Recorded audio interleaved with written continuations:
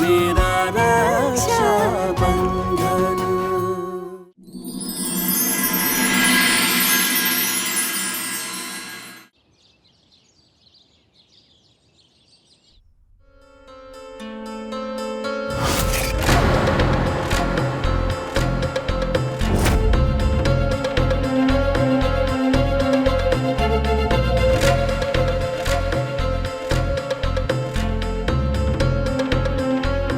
ছোট মেম সাহেব, খাবার নিয়ে এসেছি।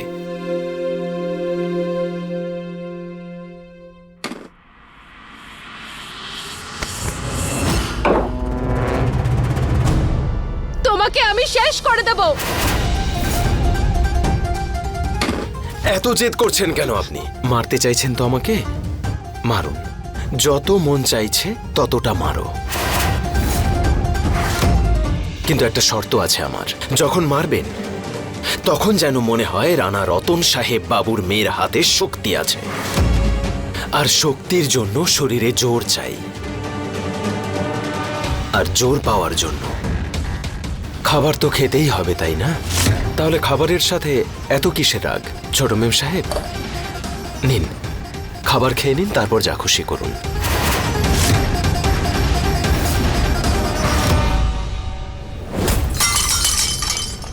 মুখ বন্ধ করো নিজের। তুমি আমার সাথে যা করেছো, আমি তোমাকে ঘৃণা করি, ঘৃণা।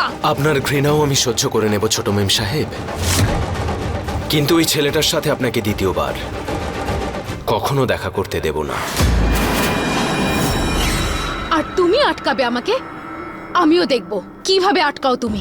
ভগবানের কাছে কামনা করুন সেই দিন যেন না আসে ছোট মেম সাহেব। আপনাকে যেন দেখতে না হয় যে আমি আপনাকে কিভাবে আটকাই।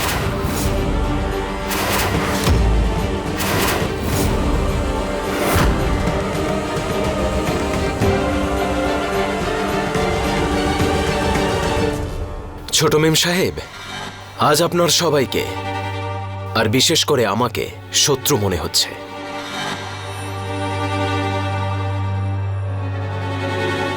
এমন একটা দিন আসবে, আপনি সেদিন বুঝতে পারবেন আপনার সাথেই যা কিছু ঘটছে সেটা ভুল নয়।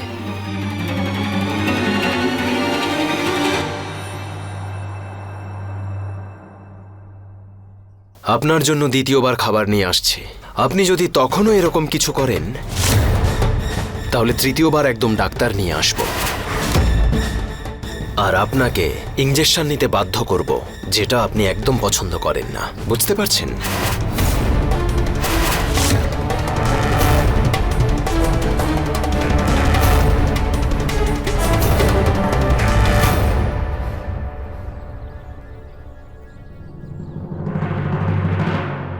পরশুদিন কনককে দেখতে ছেলের বাড়ি থেকে লোক আসবে। আমি চাই বাড়ির প্রত্যেকটা কোণা যেন ভালো মতো পরিষ্কার করা হয়, সব জিনিস যেন জায়গা মতো থাকে। আর হ্যাঁ, ওই ফুলের দোকানে খোঁজ করে নিস যে ওরা ফুল কখন পাঠাবে, কারণ ৩-৪ দিন পরেই উৎসবের মরশুম। সব লিখে নিয়েছিস? হ্যাঁ। তাহলে হাঁ করে দাঁড়িয়ে আছিস কেন? যা গিয়ে কাজ কর। ১ ২ ৩ ৪ ৫ ৬ ৭ ৮ ৯, পুরো ৯টা কাজ আছে। প্রথমে আগে মায়ের মূর্তি বানাতে হবে।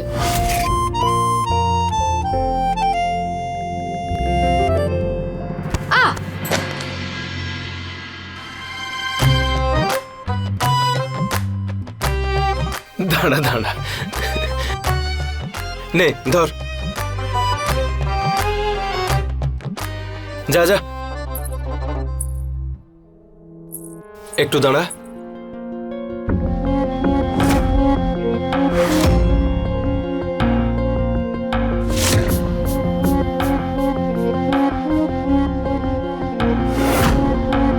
প্রথমেই বলছি, বকবে না কিন্তু।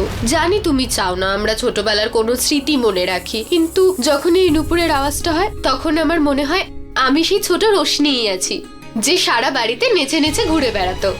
একটা অদ্ভুত আনন্দ হয় এই আওয়াজে। সেসব ফেলে আসা দিনের কথা রশনি, আর ফেলে আসা দিন কখনো কারোর জন্য ফিরে আসে না। এই কথাটা তুই কেন বুঝতে পারছিস না? এখন এটাই আমাদের জীবন। চল ফেলে দে এই নুপুরটাকে। আর ওই স্মৃতিগুলো মুছে ফেল। দে আমাকে দে।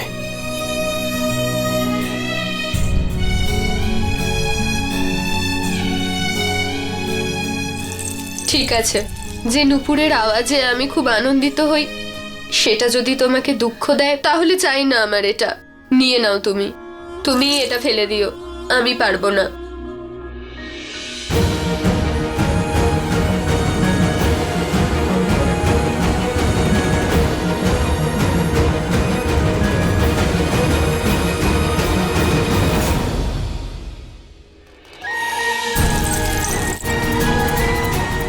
একজন চোর চুরি করে পালিয়ে এদিকেই এসেছিল, তাই তাকে খুঁজতে খুঁজতে এই বাড়িতে ঢুকে পড়েছিলাম।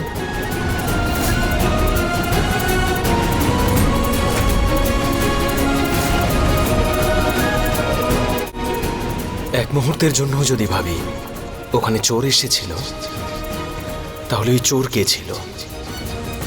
কেন আমার বারবার মনে হচ্ছে আমার নিজের কেউ ছিল?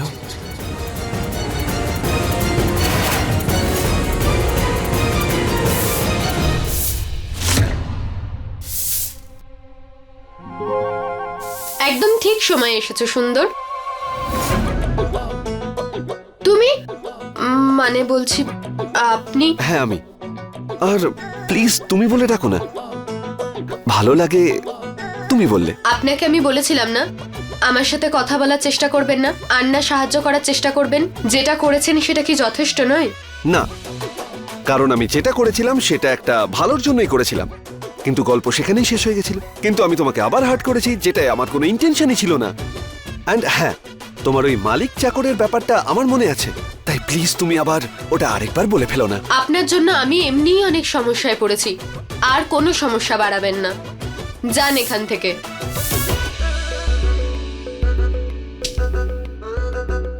কি ভীষণ অসভ্য তো আপনি। দেখুন আপনি যান, নয়তো। না হলে কি তোমার দাদাকে ডেকে আনবে? ডাকো ডাকো ডাকো ডাকো, আমি এখান থেকে 1 ইঞ্চিও নড়বো না যতক্ষণ না তোমাকে আমি হেল্প করব। ঠিক আছে, দাঁড়িয়ে থাকুন, আমিও বুঝে নেব এখানে কোনো মানুষ নয় বস্তু পড়ে আছে।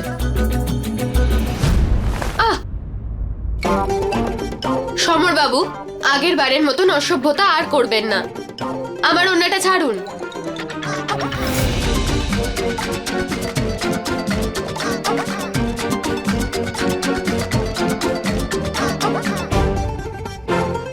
এক হাতে ঝাড়ু আর এক হাতে রুমাল, তাহলে তোমার ওড়নাটা কে ধরলো?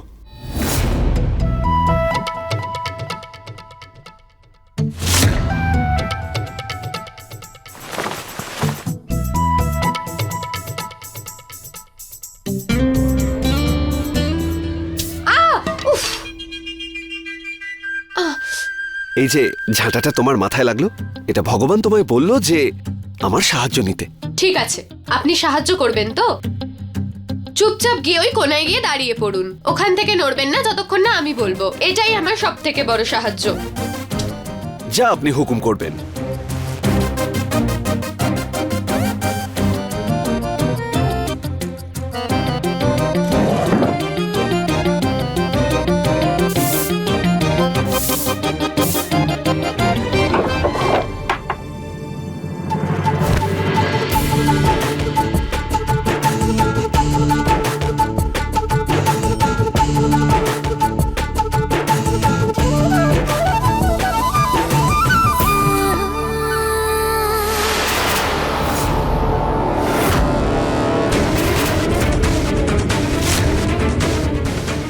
ও তাহলে রশনি সমরের সাথে এক্ষুনি মজা দেখাচ্ছি।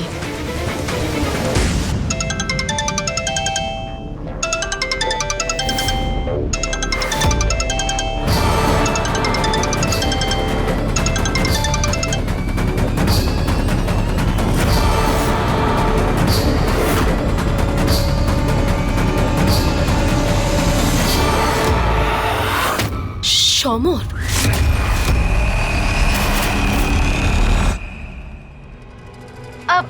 নমস্কার জেঠিমা, আপনি হয়তো আমাকে চেনেন না, কিন্তু আমি আপনাকে খুব ভালো করে চিনি।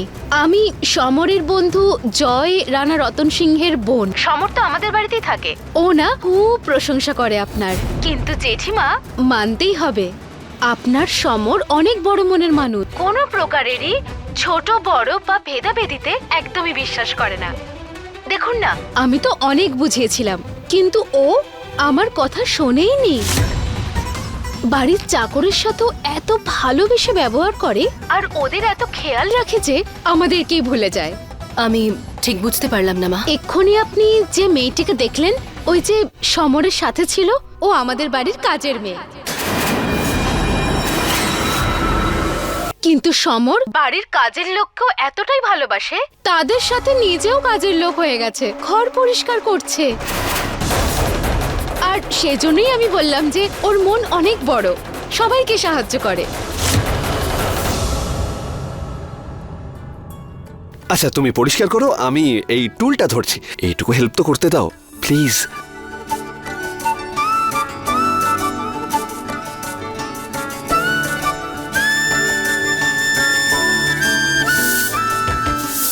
সত্যি অনেক বড় মনোর। ওকে একটু ফোনটা দাও তো মা। হ্যাঁ, 1 মিনিট জেঠিমা।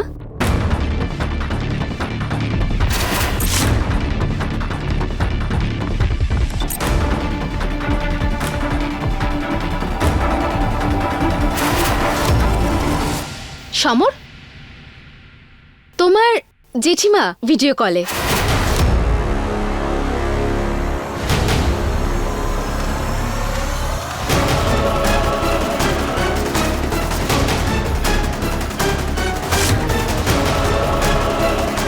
পিসি প্রণাম। সমর, এসব কি অভদ্রতা হচ্ছে? কাজের লোকদের সঙ্গে এত বন্ধুত্ব কিসের? না পিসি পিসি, ব্যাপারটা সেটা নয়। সমর, তুমি বলেছিলে তুমি একটা কাজের জন্য ওখানে আটকে আছো। এই বুঝি তোমার কাজ? তাড়াতাড়ি এখানে ফিরে আসার চেষ্টা করো। যদি তুমি আমার বিরুদ্ধে যাওয়ার চেষ্টা করো, তাহলে আমার থেকে খারাপ আর কেউ হবে না। তুই এতদিন শুধু আমার ভালোবাসা দেখেছিস, আমার রাগ সহ্য করতে পারবি না।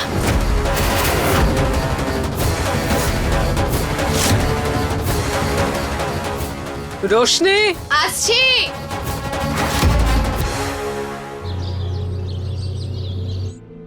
আরে শিবা, কি হলো?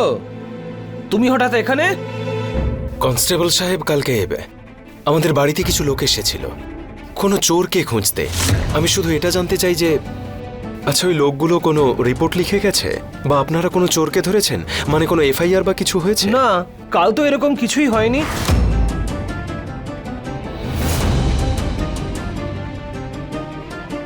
কিন্তু হ্যাঁ, অদ্ভুত একটা ঘটনা ঘটেছিল। একজন পাগল মহিলা পুলিশ স্টেশনে ঢুকে এসেছিল আর সে জিপের কাঁচটা ভেঙে দিয়েছিল। সে পুলিশকে কিছু একটা বলতে চাইছিল, কিন্তু জানি না কি। আর সেই সময় ওনার আত্মীয়রা এসে সবার কাছ থেকে ক্ষমা চেয়ে নেয় আর তারপর তাকে নিয়ে চলে যায়। ওই মহিলার চেহারা কেমন ছিল? মানে উনি দেখতে কেমন ছিলেন? অতটা ভালো করে মনে নেই, কিন্তু ওই মহিলা বোবা ছিল, ঠিক করে কিছু বলতে পারছিল না।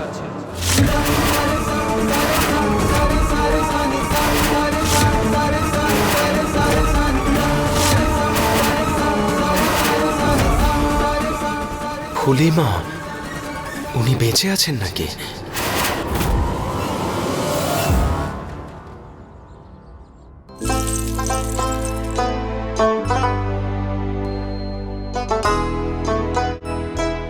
অতটা ভালো করে মনে নেই, কিন্তু ওই মহিলা বোবা ছিল, ঠিক করে কিছু বলতে পারছিল না। কি করব? আমার কি এখন ওখানে গিয়ে খোঁজ করা উচিত যে আমার ফুলিমা?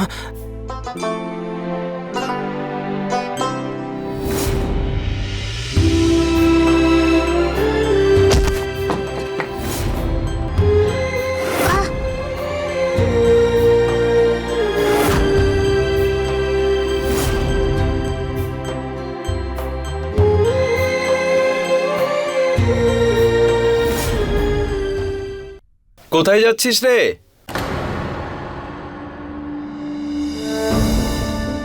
ওই গ্রামে?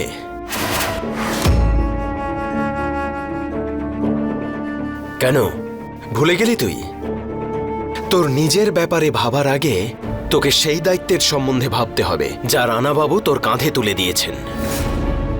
কনক মেম সাহেবের দায়িত্ব মনে আছে? ভালো করেই মনে আছে। আর আমি এটাও জানি যে আমার প্রত্যেকটা নিঃশ্বাসের সাথে এই বাড়ির সমস্ত দায়িত্ব মিশে আছে। কিন্তু তার মানে এটা নয় যে আমি ওই মহিলার সম্বন্ধে ভাববো না যিনি হয়তো আমার ফুলিমাও হতে পারেন।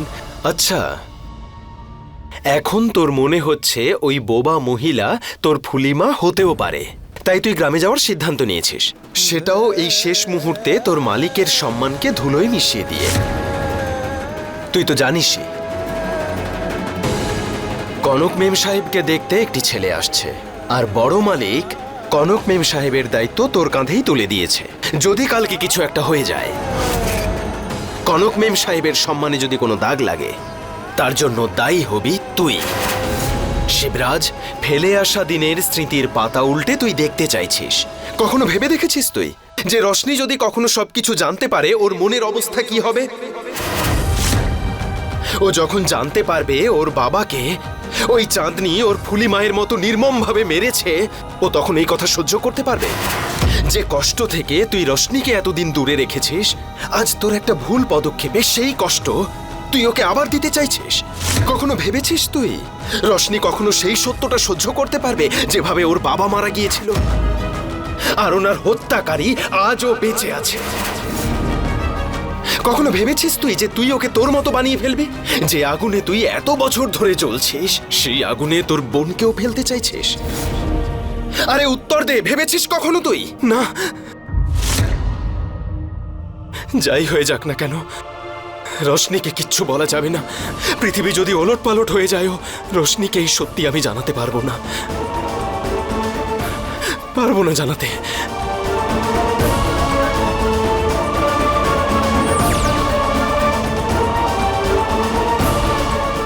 না, ওই গ্রামে আমি যেতে পারবো না।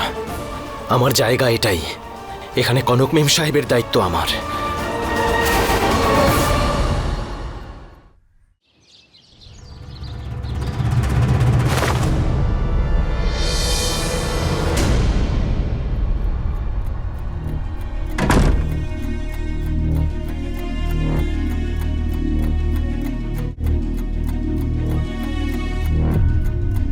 তোর চোখ দেখে মনে হচ্ছে যে তুই সারা রাত কনকের ওপর নজর রেখেছিলি, তাই ঘুমোসনি।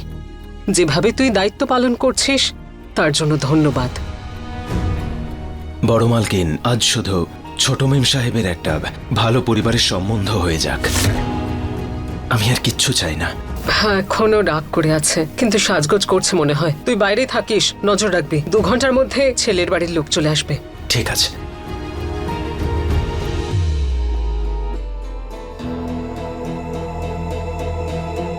শিবরাজ, আসছি বড় মালিক।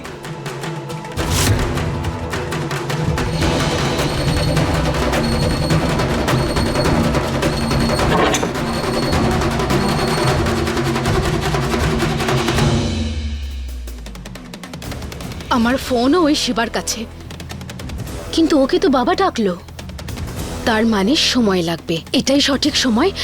পালিয়ে যাই, স্যান্ডিকেও রাস্তায় ফোন করে নেব।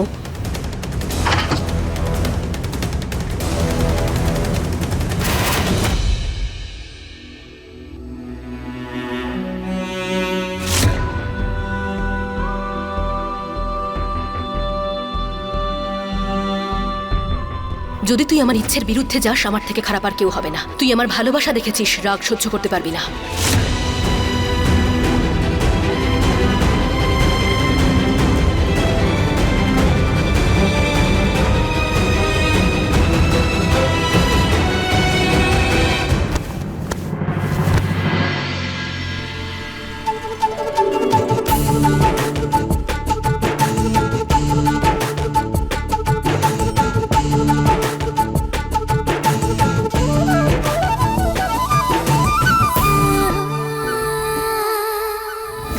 আমাকে বলছে যে কাজের জন্য আটকে গেছি, আর ওখানে একটা কাজের লোকের সঙ্গে হাসি ঠাট্টা চলছে। আমি বলে দিয়েছি ওকে তাড়াতাড়ি ফিরে আসার জন্য। বলছে নাকি আমার কাজ এখনো শেষ হয়নি। সব বুঝতে পারছি ওখানে কি চলছে। তুই বসে বসে 32টা দাঁত বার করে হাসবি না, বুঝেছিস? ওখানে যে কি চলছে সেটা আমি নিজের চোখে দেখেছি, তুই কিচ্ছু দেখিসনি। এইভাবে এইভাবে কোলে নিয়ে দাঁড়িয়েছিল ওই কাজের মেয়েটাকে, যার আমার সামনে দাঁড়ানোর যোগ্যতা নেই। ইচ্ছে তো করছিল ফোনে ঢুকে ওদের দুজনের গলা টিপে দিই। আরে বাবা, শান্ত হও চাঁদনি, শান্ত হও। তুমি তো চেনো নিজের ভাইপোকে, যেখানেই সুন্দরী মেয়ে দেখতে পায় সেখানেই নিজের ভালোবাসার বাঁশি বাজাতে শুরু করে দেয় ও। এই শোন, এমনটা নয় যে আমি জানি না এই বয়সী ছেলেদের মনের মধ্যে ঠিক কি হয়, কিন্তু তাই বলে কাজের মেয়ে আরে ঘর বাড়ি পরিবার জাতপাত সব তো দেখবে। অদ্ভুত তো ছেলেটা। আর যদি সত্যি ওই কাজের মেয়েটাকে ভালোবেসে ফেলে তাহলে?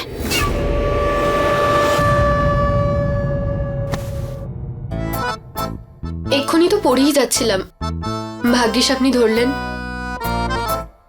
Thank you. তুমি হচ্ছে অ্যাক্সিডেন্ট কুইন, একবার এখানে পড়ে যাচ্ছ, একবার ওখানে পড়ে যাচ্ছ।